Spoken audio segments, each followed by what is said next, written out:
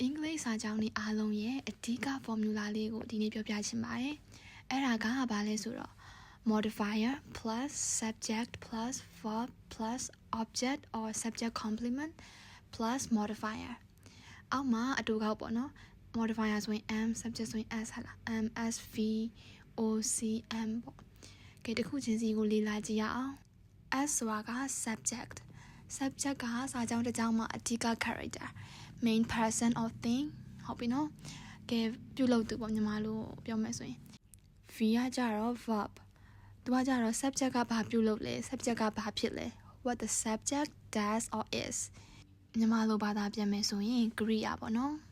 ဟာလားအမတီနဲ့ဆုံးတဲ့စကားလုံးတွေတွားသည်စားသည်လာသည်အိတ်သည်ထိုင်သည်ပေးသည်ဒါတွေက verb တွေပေါ့နော်ပြီးရင် o က object ကပြုလုပ်ခံရသူ receives the action ဥပမာဆိုရင်သူမကစကတ်တစ်ထည်ကိုဝယ်ခဲ့တယ်ဆိုရင် she bought a skirt she ကပြုလုပ်သူ bought ဝယ်ခဲ့သည်က verb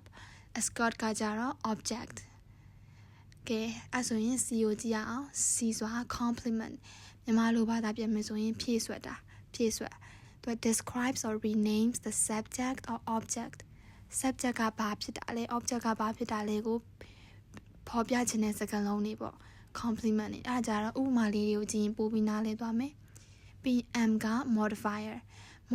ကမြန်မာလိုဘာသာပြန်မယ်ဆိုရင်အထူးပြုပုတ်တွေဥ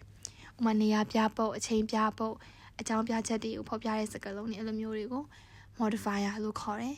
extra information ဖြစ်တဲ့ time place reason manner etc ပေါ့နော်ကဲဥပမာလေးကြည့်ရအောင် yesterday